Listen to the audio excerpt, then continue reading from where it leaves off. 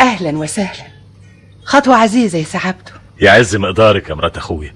شهور وايام يعني لا بتشقر علينا ولا حد بيشوفك، وزي ما تكون ملكش ولاد اخ يتامى تسأل عليهم. الدنيا تلاهي والشغل مش مخلي الواحد قادر يقيم دماغه. ربنا يكون في العون. هما بس الولاد يا عيني اللي دايما على لسانهم فين عمنا فين عمنا.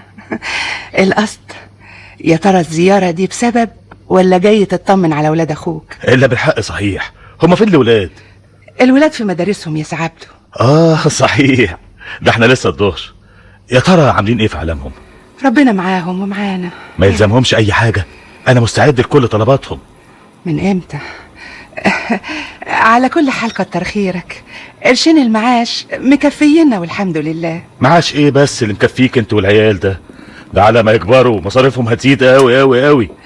نحمده على البركة والستر يا ابو رفاعي. ايوه، بس ولاد اخويا لازم يعيشوا احسن من كده يا ام شلبي، ياكلوا كويس، يلبسوا كويس، يظهروا وسط الخلق. هو ابوهم الله يرحمه كان شويه، ده كان رئيس قلم قيودات قد الدنيا. لا مؤاخذة يا سعادته، يا ترى ايه سبب النغمة الجديدة ديت اللي انا بسمعها منك اول مرة؟ نغمة ايه يا ست ام شلبي يا مرات اخويا؟ هو انا بتكلم غير الجد؟ القصد وازاي الست مفيدة مراتك وبنتها مديحة؟ الحمد لله.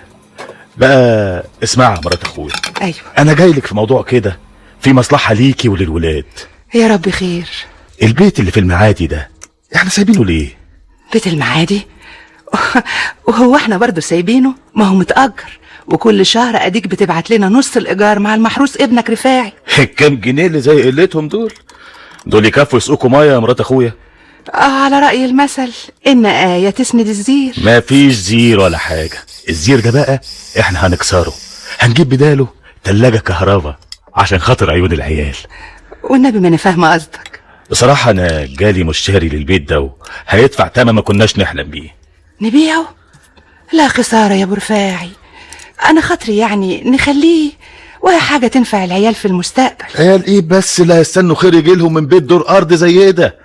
الله، ده السكن اللي فيه بيدفع ملاليم ايجار قديم.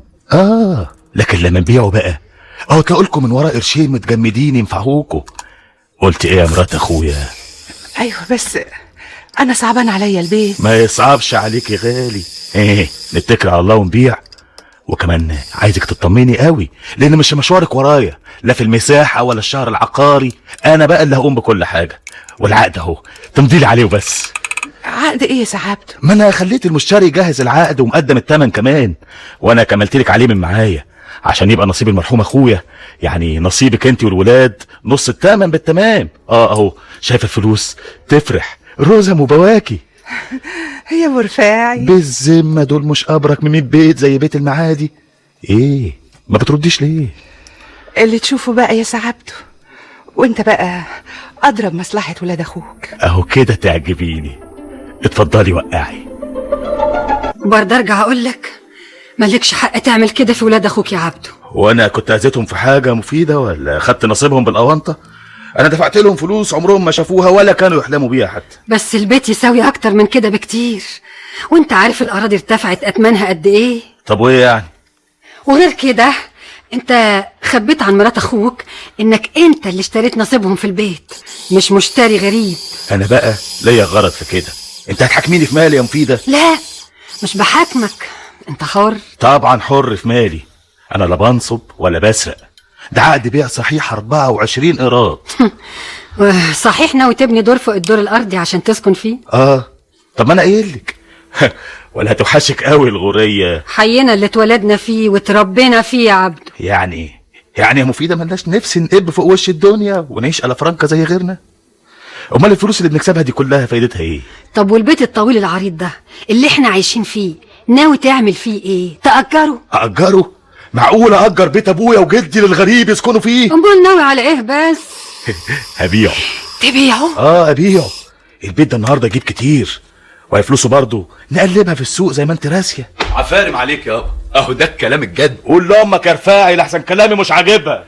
ده انت كلامك يعجب الباشا يابا. خلينا بقى نشوف حالنا ونكمل المليون. هقول لك ايه انت راخر، هو حد يقدر عليك انت ولا ابوك؟ اللي في دماغكم واحد وتفكيركم واحد. وايه الغريب في كده يا مفيده؟ هو مش ابني؟ وولاد كار يا اما، صنعتنا العربيات والاكسسوار، الخير والبركه اللي بناكل من وراهم الشهد. والله بقى لما نبني الدور الفوقاني في المعادي ونسكن فيه ونعمل المعرض الجديد في الدور الارضي. ايه اللي بتقوله ده يا رفاعي؟ هو انت هتفضل مسحوب من لسانك كده على طول؟ ما تعرفش تخبي سر ابدا. سر ايه يا عبده؟ وفين هو الدور الارضي ده اللي انت عاوز تعمله معرض؟ هو البيت مش ساكن؟ دلوقتي ساكن، لكن لما نسكن احنا فوق مش هيبقى ساكن. يعني ايه؟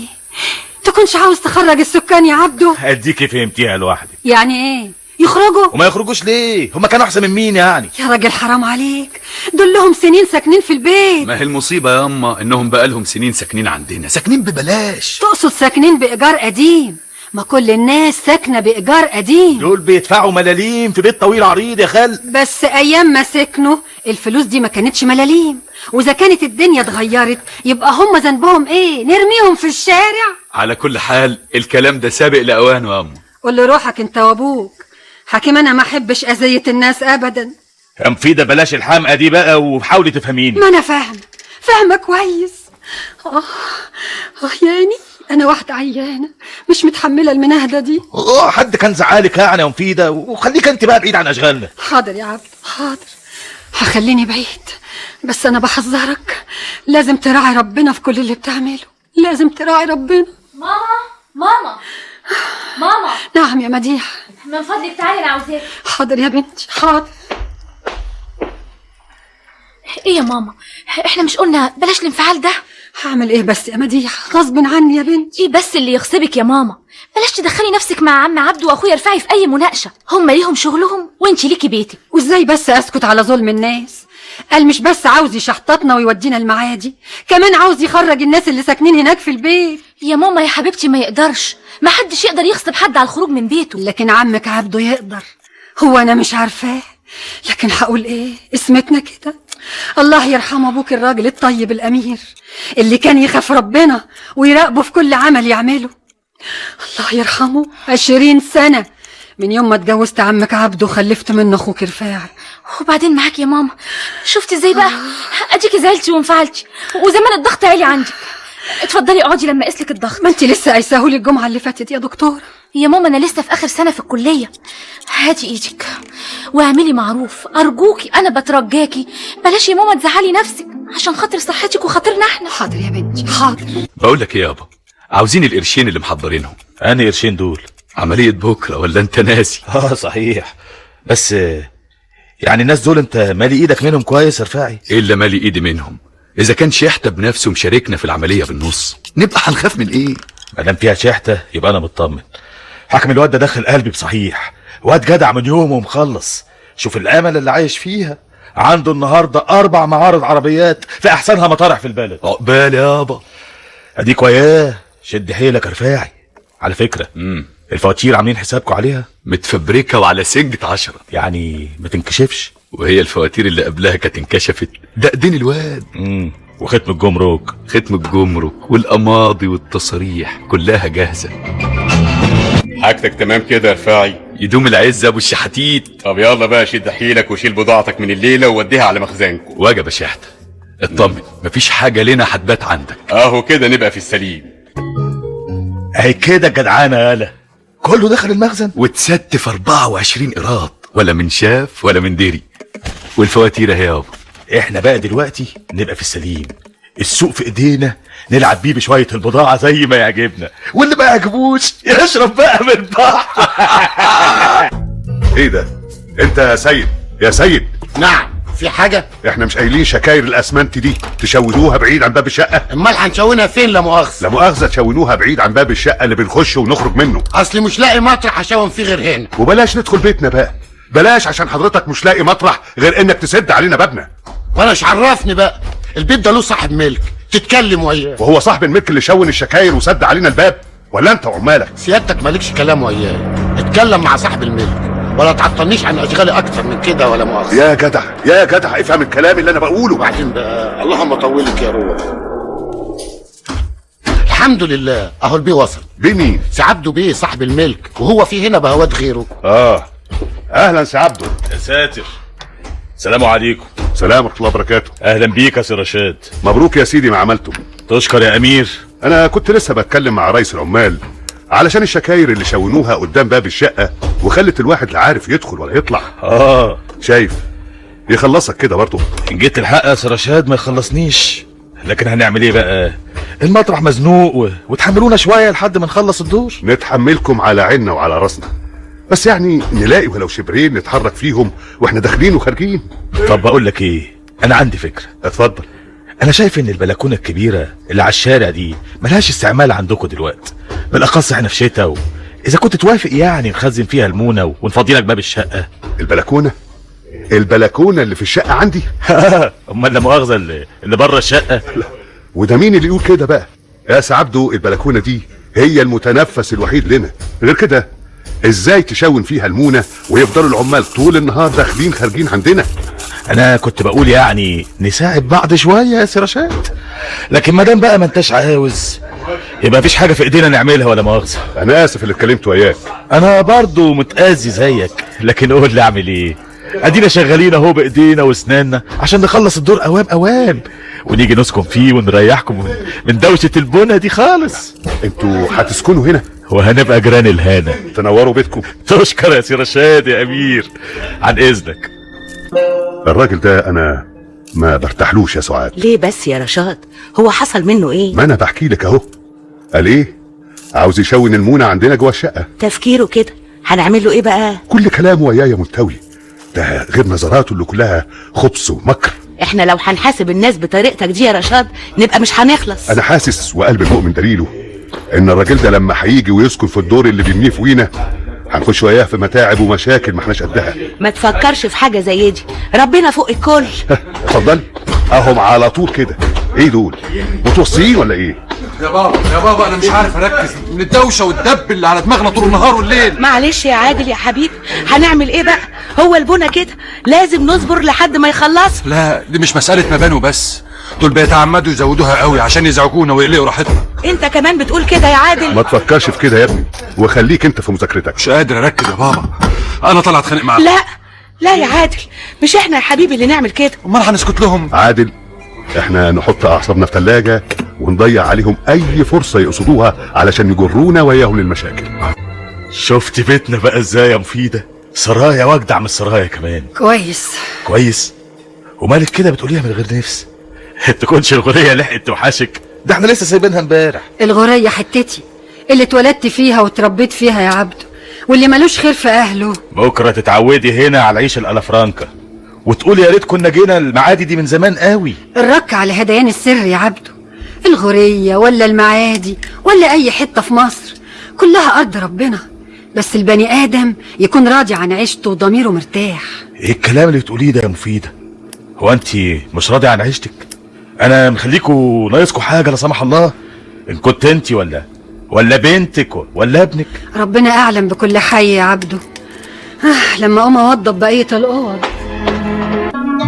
بقول لك انا اللي هاخد الاوضه دي، فاهمه ولا لا يا مديحه؟ الاوضه دي تناسبني انا اكتر يا رفاعي، لانها تسع مكتبي وكتبي وادواتي. ما تتعبيش روحك، الاوضه دي تلزمني انا، لان لها باب على السلم واقدر استقبل بقى فيه اصحابي. بقى اصحابك اهم من مصلحتي يا رفاعي؟ معرفش. ما تعرفش يعني ايه؟ هو تحكيم راي وخلاص. ايه يا ولاد مالكوا بتزعقوا كده ليه مع بعض؟ بنتك يا ستي جايه على الاوضه الكبيره اللي فيها البلكونه اللي على الشارع والباب اللي على السلم، وقال ايه عايزه تاخدها لنفسها. لا حدقه قوي يا ست الدكتوره. دكتوره غصب عنك. امال لو ما كنتيش لسه تلميذه كنت عملت ايه؟ شاهده يا ماما. عيب يا رفاعي تعامل مديحه بالشكل ده، هي مش صغيره، دي في السنه النهائيه يا ابني، وهتتخرج قريب ان شاء الله وتبقى دكتوره. ليه بس طولة اللسان دي؟ الله هي اللي بدت يا ام. انت اللي غاوي خناق وتريقه، كل ساعه والتانيه ست الدكتوره. وانت في ديك الساعه لما تبقى لك اخت دكتوره تفتخر بيها؟ يا ما كان في نفسي انك انت كمان تكمل تعليمك وتبقى دكتور ولا مهندس ولا هو الدكتور ولا المهندس بيكسب زيي واكتر مني؟ الدنيا يا ابني مش فلوس وبس. هو من غير الفلوس كنا نقدر نعيش العيشه اللي احنا عايشينها دي، مصروفنا لبسنا اكلنا شربنا عربياتنا اللي بنبدل عليها انا وابويا.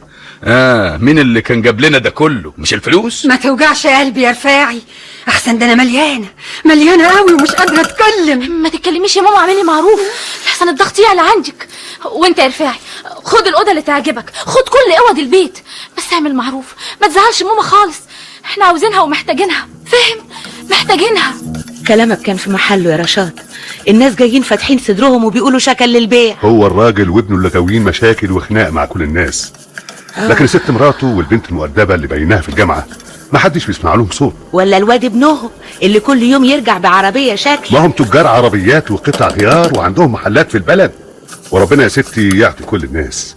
المهم بس النفس الحلوه، الاخلاق. على رايك. انا نازل بقى يا سعاد لحسن اتاخرت على شغلي. بالسلامه يا رشاد.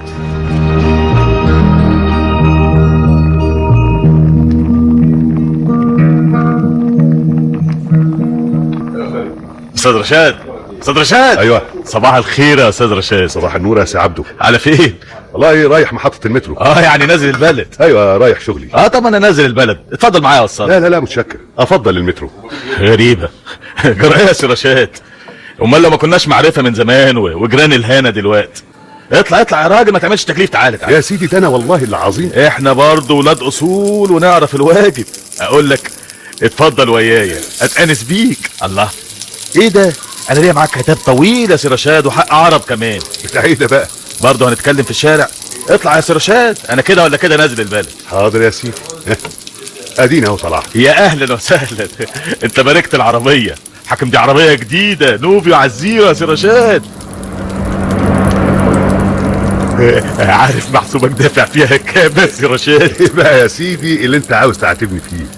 وايه كمان حق العرب ده اللي لك عندي؟ قبل ما نتكلم في ايات وحاجه، انت لسه برضه واخد على خاطرك مني؟ قصدي يعني عشان الازعرينه اللي كانت هناك ايام البونه دي. لا الحكايه دي انا نسيتها خلاص، مفيش داعي نتكلم فيها. مفيش داعي. نتكلم بقى في حق العرب اللي بيني وبينك. اتفضل يا سيدي. اعتبرنا سكان جداد وجم سكنوا في الدور اللي فوقيكم. السكان القدام ما يطلعوش يقولوا لجيرانهم الجداد مبروك. في دي بقى عندك حق، بس انت برضو عارف السبب. ما يهمنيش السبب، اللي يهمني انك انت قريت بان ليا عندك بقى حق عرب. ماشي؟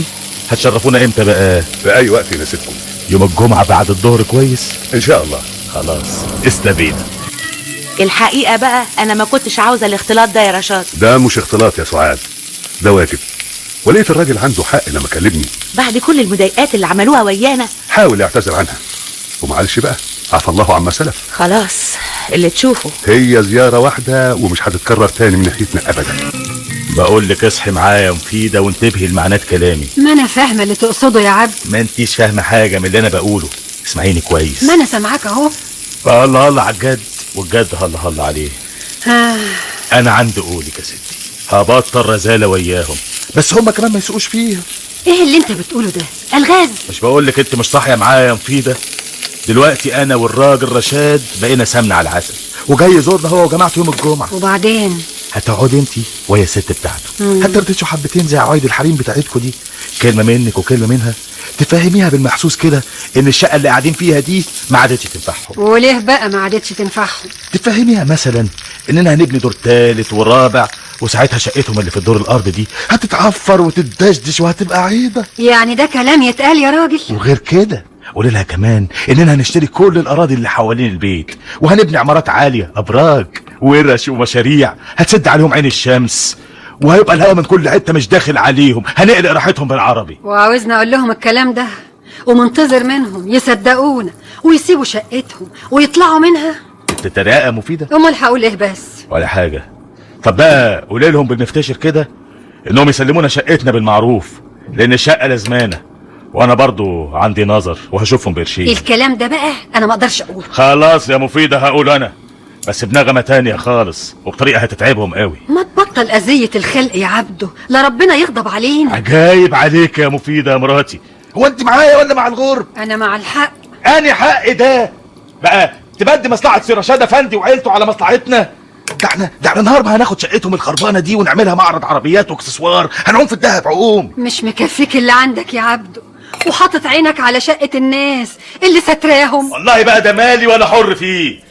طول ما ملكك فيه سكان يبقى مالكش عندهم الا الاجره، والناس ما تاخروش ولا يوم في دفع الاجره. الله، انت بتحملهم زي ما يكون يعني. يا عبده انا صحتي على قدي ومش ناقصه منهدة. عندك كلام عاوز تقوله قوله للراجل منك له لما يجي لك يوم الجمعه. انا عندي شغل مهم يوم الجمعه ومش هكون موجود. ازاي بقى؟ امال ارتبطت ليه معاه بمعاد؟ انا بقول يعني مفيش لازمه لوجود النبادي. المساله ناخدها سلانسيه كده مفيده، يواش يواش تتكلمي انت وياهم، ان امتثلوا يبقى من حظهم، والركبوا دماغهم بقى يبقى ذنبهم على جنبهم. يا اهلا